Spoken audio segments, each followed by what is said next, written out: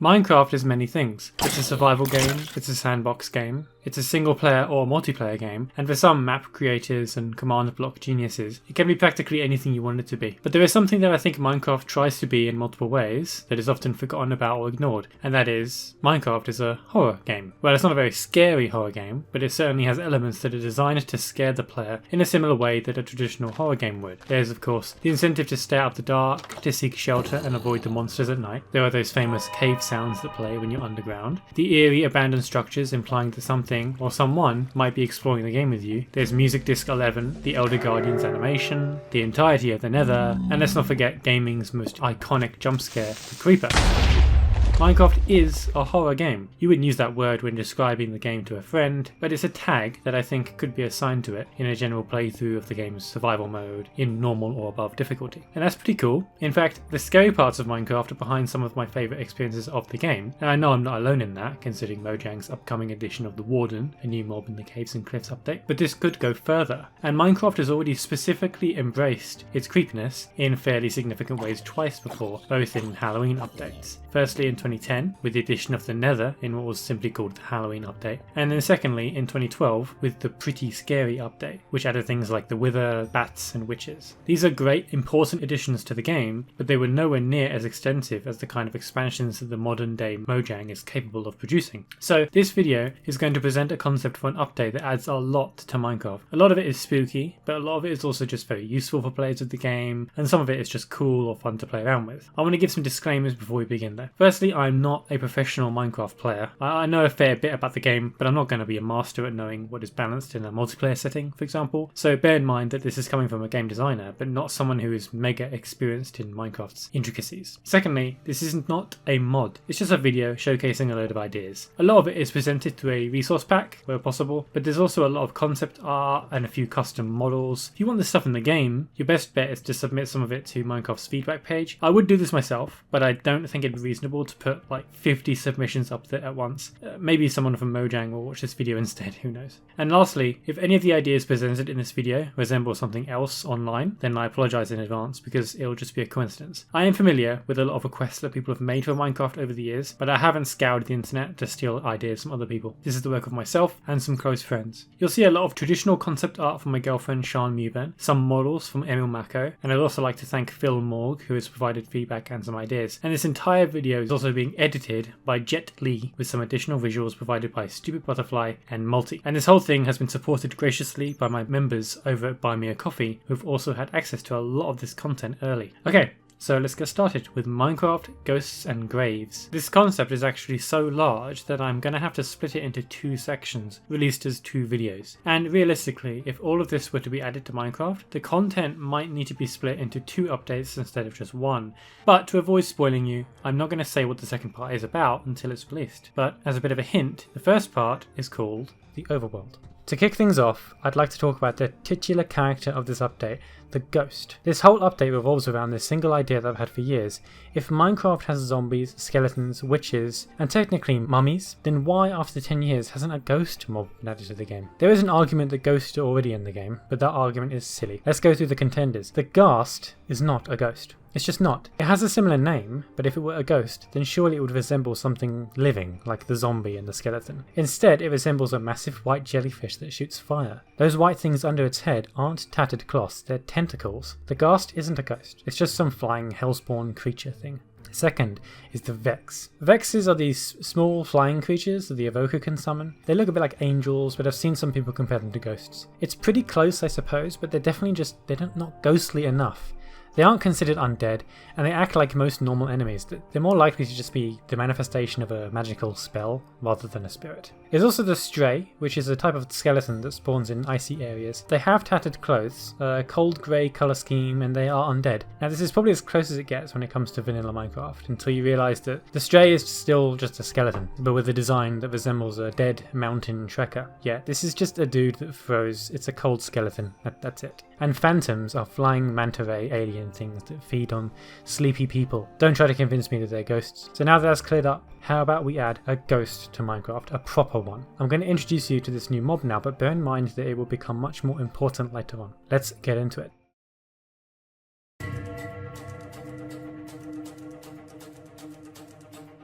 Ghosts are brand new enemies that are invulnerable to all normal weapons. Now I know that already sounds scary, but that's the point, so just wait. They spawn at the surface of the overworld only at night, and they're rarer than Endermen. They have a semi-transparent, glowing texture, and by glowing I mean that they're visible in the dark, nor they actually emit light. And they will make temporary visits to the overworld. You might see one fly up from under the ground, or sink back down where they will despawn. Ghosts are technically neutral enemies. By default they are passive creatures that simply explore the overworld surface, but they have an invisible area of effect around their body that, if you enter, will trigger them to become very aggressive. When this happens, they will scream and chase you down. You can escape a ghost's chase by simply moving out of their radius and keeping your distance while they explore elsewhere. Eventually, the ghost will sink back into the ground or just fly away. I suppose this is actually quite similar to most hostile enemies in the game. Oh, and by sink into the ground, I mean they will literally phase through the floor. Because they can do that. They can phase through almost any block actually, and they can fly in any direction but will generally keep to the ground level. If a ghost is chasing you, you won't be able to get away by just building a pillar upwards or digging downwards. If the ghost has seen you, then it will use its flying and phasing abilities to reach you no matter what. Quite terrifying. So how do you kill a ghost? Well, you need to acquire a blessing on your weapon, which is a special enchantment acquired at special structures called fairy ponds, which we'll get to later. Shields will also not block damage from a ghost unless it is blessed, so keep that in mind. But once you do kill a ghost, they will drop a new item called ectoplasm, which is integral to a plethora of even more new items that I will introduce later in the video. Ghosts are attracted to campfires and they will hone in on them if their active radius overlaps with one. They will sit by the campfire for a while and then disappear, unless they're provoked by a player. You can use this as a makeshift way of preventing ghosts from invading your house, but there are even cooler ways of defending yourself from ghosts that will come later. But as another scary downside of the ghost, they are immune to damage buffs like smite, sharpness and power, even if the applied weapon has the blessing addition. The only thing that determines how much damage a ghost will take is the power of the blessing. It's interesting, right? Just wait. This concept, like any update to Minecraft, has a lot of interconnected parts which requires some backtracking, so forgive me for that. But let's get on to our first item, made with ectoplasm. It's a potion of levitation. You can craft one of these by brewing ectoplasm in an awkward potion. It'll grant the same levitation effect that is given by shulkers for 5 seconds when consumed. Like a lot of other potions, this effect can be extended to 15 seconds with some redstone dust, or turned into a splash potion with gunpowder. Now I am aware that a splash potion of levitation could be devastating in PvP, so rest assured that splash variants would have a much shorter effect. I'm thinking half of the length. I think it's important for potions of levitation to be added to the game, and they have some cool synergy with something I'll talk about later, so if anyone feels that this is too overpowered, let's just discuss some ways to adjust it rather than remove it completely. And just because it's somewhat related to the ghost and doesn't really fit anywhere else in this video, I'd like to introduce you to a new secondary effect for a fully juiced out beacon. At the moment you can set your secondary effect to either passive health regeneration or boost to your primary effect, and I'd like to pitch another option called Repel that prevents all hostile mobs from entering the beacon's area of effect, including ghosts. So if you're satisfied with your endgame Minecraft house and you don't want to deal with ghosts scaring you anymore, then you can just set your beacon to repel and never worry about them ever again. Alright, on to something completely different. We'll get back to the ghosts in a huge way later on, but for now, let's talk about something else in the overworld, something a bit more traditional and Halloweeny, starting with haunted castles. Now, these structures are quite large and rare, maybe only slightly less rare than a woodland mansion, with treasure maps leading to them too. They are decorated with haunted paintings, which are a variant of paintings that will sometimes spawn ghosts, and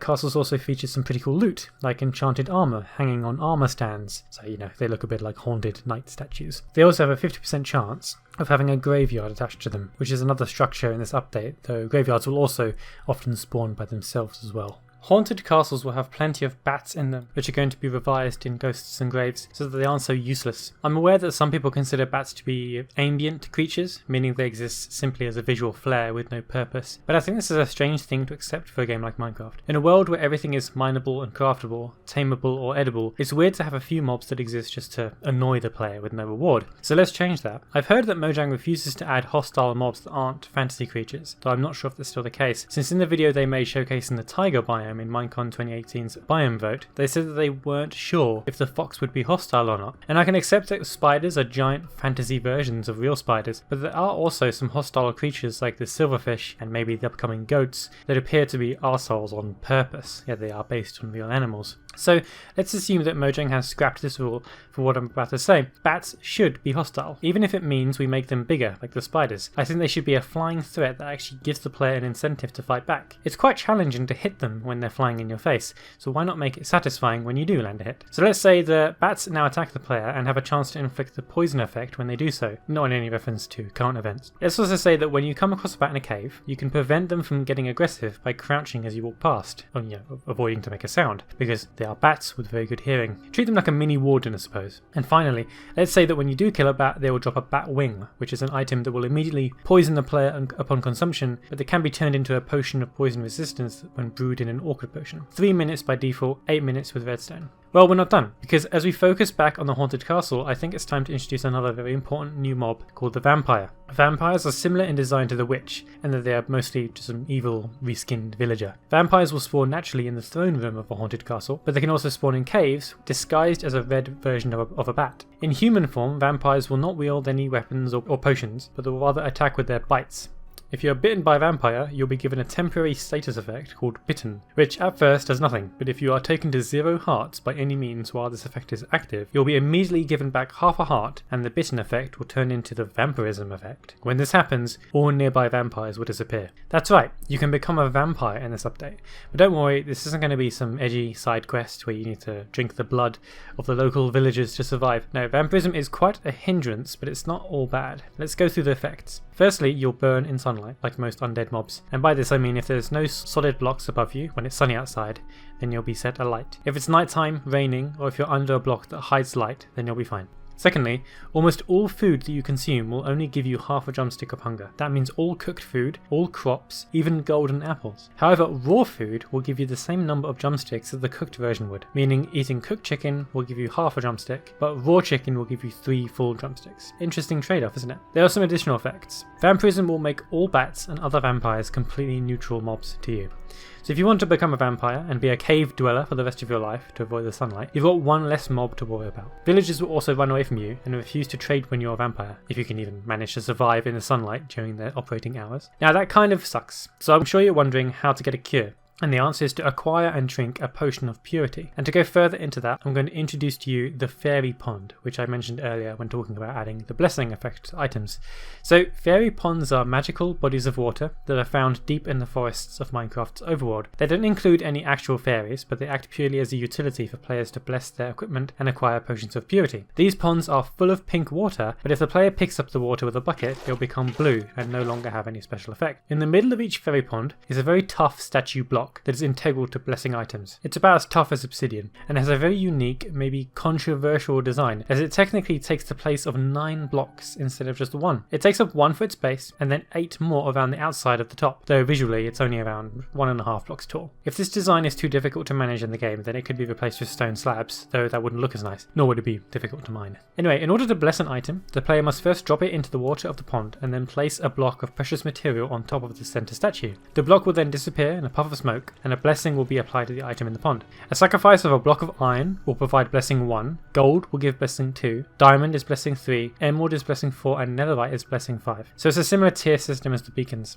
The higher a blessing, the more damage the weapon will do against ghosts and some other mobs that I'll talk about in part 2. It's also important to bless your shield, though it's not possible to bless a shield past blessing 1. Blessings are completely separate from other enchantments on weapons, so if you've already got a fully maxed out sword, you'll still be able to add a blessing to it. And going back to vampirism, you can fill up bottles with the water in fairy ponds to get potions of purity indefinitely. There is no limit to this other than the player's inventory, as the main challenge is that fairy ponds are impossible to move or create. The player is required to return back to the fairy pond if they want more later. This is similar to the upcoming amethysts in the Caves and Cliffs update, where amethyst crystals will only spawn in the irretrievable amethyst geodes in special caves. Destroying the statue in the middle of the pond will deem the pond permanently unusable even if the player puts it back. And the same happens if all of the water is taken out with buckets, or if normal water or lava is poured on top of the pond. But as long as 1 block of pink water and the statue exists in the pond, it can still be used to bless items and fill bottles, though I have no idea why you would leave it in such a poor state. So again, drinking a potion of purity will instantly cure vampirism, but you can also weaponize this item by adding gunpowder to them in a brewing stand. Splash potions of purity will do 2 things. Firstly, they will deal significant damage to enemy vampires, and secondly, they will instantly despawn ghosts. This is useful for survival, but it will mean that the ghost has a guaranteed drop rate of 0. Yeah, it won't drop anything if you kill them in this manner. It's still quite useful, especially for multiple ghosts at once, which will seem more likely when we get to part 2. Okay, so let's get back to haunted castles. Well, actually, I think we're pretty much done with the inside, so let's walk walk outside and check out graveyards. Graveyards are large environmental structures that have lots of gravestones, which are a new block we'll get to in a bit. Graveyards are also surrounded by stone walls and metal fences, and they have a fairly high spawn rate of ghosts. These structures can spawn by themselves, or like I mentioned earlier, they can be attached directly to haunted castles. Because graveyards are so flat on the ground, it will be tough to spot them from a distance like other structures, so to make things a little easier for players, a new mob will indicate a graveyard's whereabouts, and that mob is the crow. Crows will fly as a flock, or murder if you want to be fancy, in circles above graveyards, and they will also sit on gravestones from time to time. We'll get back to crows in a bit, as they are very cool, but let's take a closer look at gravestones first. These are a new decorative block that is made of either diorite, andesite, or granite. I thought it'd be nice to give those blocks an exclusive crafting recipe since they're so useless otherwise. Oh, and that crafting recipe is simple. Just fill the crafting table with one of these types of block and remove the top left and right corners. It looks a little bit like a gravestone. Another cool feature of gravestones is that when they are manually placed down by a player, a custom message can be written on it like a wooden sign. So for the most part, these are just decorative, but they can be upgraded into something truly magical called a red grave. You can craft a red grave by placing a lodestone under a gravestone of any style in a crafting table, and then surrounding the outside slots with redstone dust. Red graves are similar to gravestones in design, but they have 3 states, which are inactive, active, and drained. If you place a red grave down, it will be in its inactive state. But if a red grave is in a player's hotbar or second hand when they die, the red grave will place itself at the place of death and be activated for 5 minutes. An active red grave will have Minecraft's glow effect, like from a spectral arrow, outlining it in red for that player, even through solid blocks.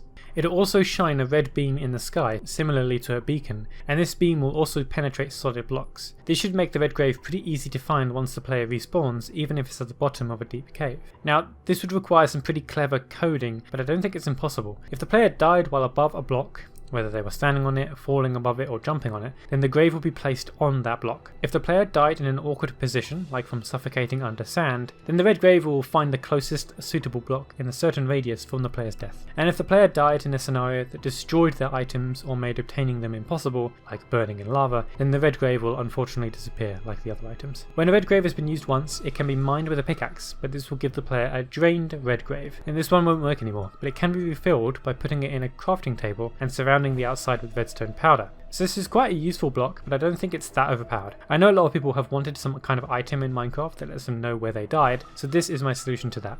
Let me know what you think in the comments. So before we delve deeper into graveyards, let's go back to crows for a bit, because like I said, they're really cool. Crows are passive mobs that fly very high, mostly found above graveyards, but they'll also sometimes fly across the sky in plains and plains-like biomes, purely for visual flavour. And if you attack a crow, all crows in the world will see you as an enemy unless you gift them a diamond, which you can do by just dropping one somewhere in a graveyard for one of them to pick up. And this is quite accurate to real life, as crows have extremely good facial recognition and communication skills, but they don't drop anything special, so there's really no point in attacking them.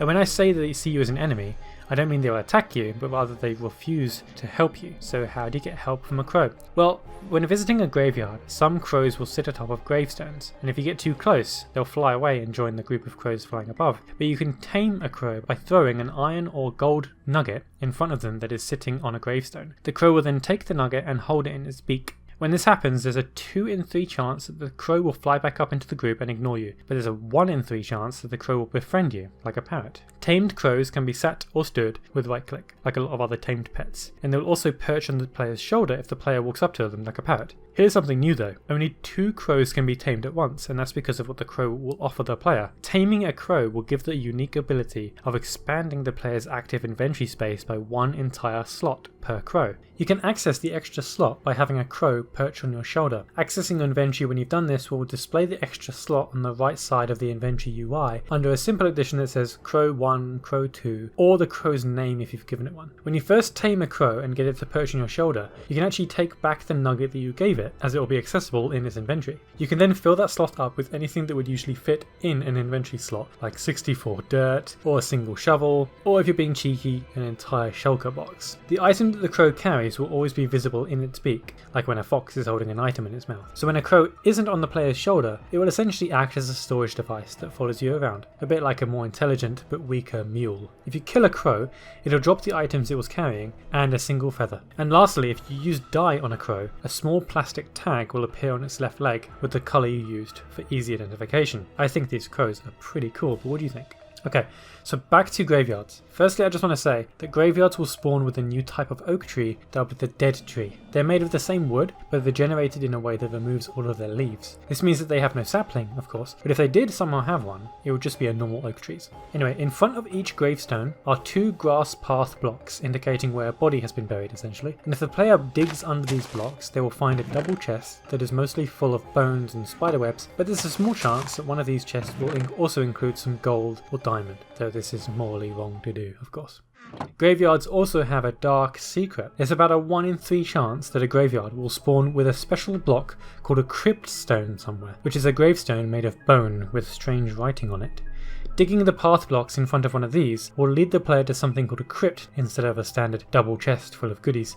So let's talk about the crypt now. Crypts are large, multi-room underground structures that are home to lots of skeletons. You can imagine the layout of these things to be similar to an end portal stronghold, though probably a bit smaller on average. Crypts are uniquely decorated with blue torches and lanterns, previously only accessible after visiting the Nether, and a new block called the Skull Block, which can be mined with a pickaxe exclusively from crypts. Or they can be crafted manually, with 2 bones and 2 soul sand in a crafting table. Similarly to an end portal spawning at the end of a stronghold, a unique room will appear at the end of a crypt, which we'll call the arena. This room, when entered, will reanimate a new boss mob called the Skeleton King. I've been made aware that there are some mobs in Minecraft dungeons that resemble skeletons with royal outfits, so I guess you could use one of those models for this concept, but for the time being I'm just going to pretend that all of that doesn't exist, as I had no idea while I was writing this. Anyway, the Skeleton King is a new boss fight that is essentially a much larger, stronger version of a skeleton. You can compare the difficulty of this fight with the Wither, maybe, and the Skeleton King will light his arrows on fire using the torches in the Crypt arena, which are actually soul campfires on wooden logs, and then fire them at the player rapidly.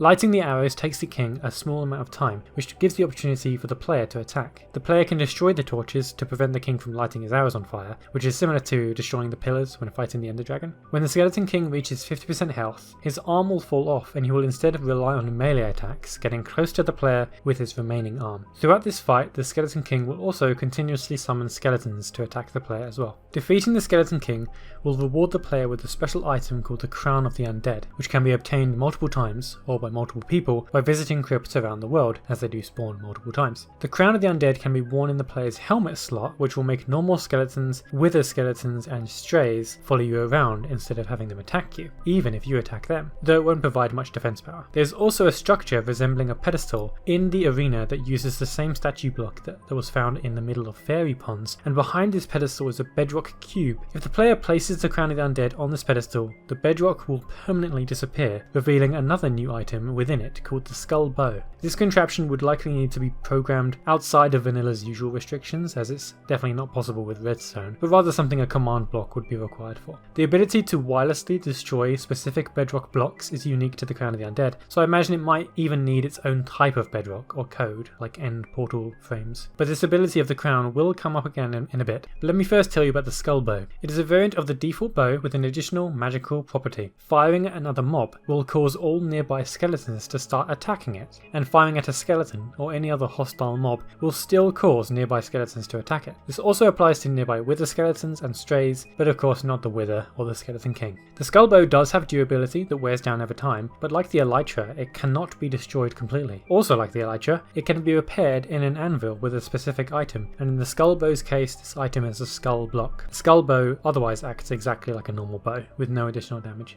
Alright, and what I'm about to talk about next will lead us into part 2 of Ghosts and Graves. There's a new structure that will spawn at the bottom of the Nether called the Underworld Rift. These can be located via very rare maps that piglins will offer in exchange for gold, and Underworld Rifts are small nether brick rooms with a 3x3 bedrock cylinder piercing through the floor. In front of the cylinder is a pedestal, the same one you'd find in a crypt arena or a fairy pond, and if the player places the Crown of the Undead on this pedestal, the middle block at the top of the bedrock cylinder will disappear, letting the player fall straight through. At the very bottom of this chute is a portal block, similar to that in an end portal, that will send the player to a completely new dimension called... Well, you'll have to wait for the next video to find out, though I'm sure you have your guesses. I want to once again thank everyone involved in the creation of this video, and everyone at Buy Me a Coffee who have supported me, patiently waiting for the release of Ghosts and Graves. Here's a list of all of the current supporters. We're already working on the second part of this concept, and we'll hope it'll be out soon. Thanks for watching everyone, and we'll see you next time.